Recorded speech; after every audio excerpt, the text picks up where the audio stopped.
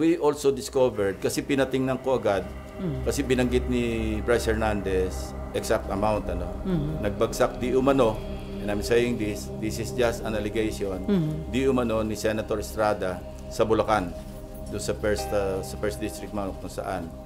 So pinacheck ko agad sa General Appropriations Act, kung meron bang insertion na nagkakahalaga ng 355 million pesos na intended para sa Bulacan. And we found one.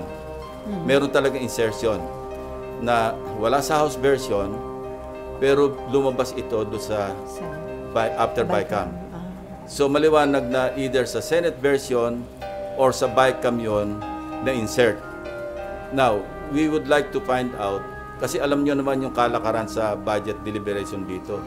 Hindi mo pwedeng matukoy. Ito nga yung lagi kong pinaglalaban na identify natin kung sino yung proponents ng mga amendments. Kasi kung walang record yon, paano matutukoy kung sino yung legislator, congressman man o senador na nag-insert o nag-amend?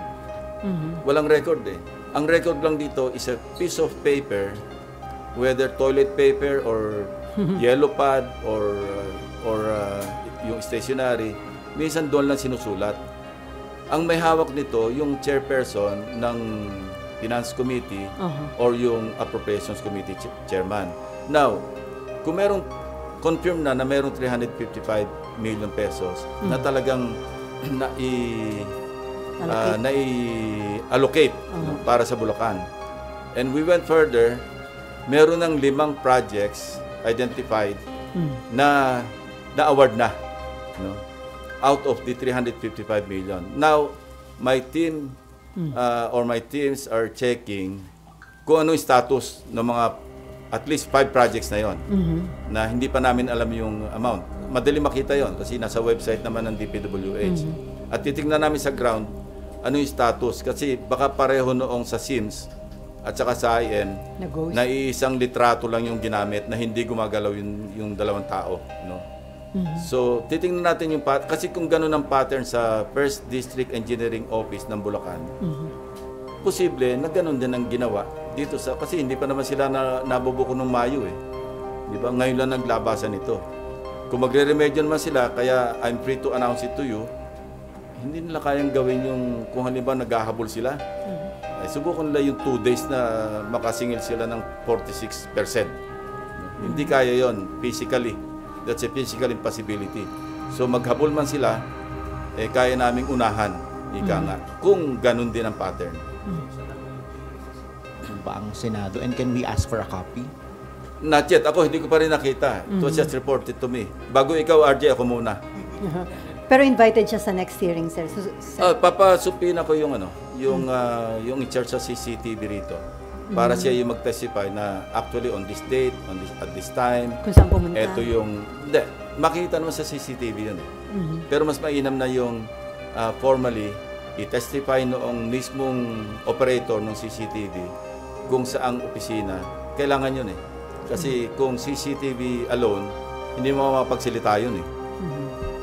Pero may initial info kayo, sir, kung kaninong office ng Meron, senator? pero hindi validated eh. Kaya mas magandang tingnan na muna. Sir, will you be inviting Pinasecure ko na yung footage. It's a good thing that it happened last August 19. Kasi ang lifespan ng footage, 1 buwan eh. Yes. Kung inabot tayo halimbawa September 20 ngayon, hindi na natin burado na yon. Sir, ipapatawag nyo rin po ba yung past chairman ng APRO or ng Finance? Interparliamentary courtesy. But yung Finance at least? Kasi papag-usapan natin si Senator Grace po para ma-identify kung saan or kung sino yung nag-insert ng 355 billion na yun. Kasi establish na natin na either sa Senate version or sa bicameral, sa BICAM, lumabas bigla yung, kasi wala sa NEP, wala rin sa GAB o sa House GAB. So, ganon. Okay. In your privileged speeches po kasi you also referred to cases in past budgets that were covered by past leaderships by SP Soto in his first SP and SP Subiri. Papatawag nyo rin po ba yung finance chair nung tingnan panahon muna natin kung ano yung mag-uugnay bago tayo magpatawag. Kasi papatawag tayo para tayo namamana sa buwan, which hand ang tawag doon? RG, kailangan maghanap muna tayo ng ebidensya na maliwanag para may basihan tayo para magpatawag.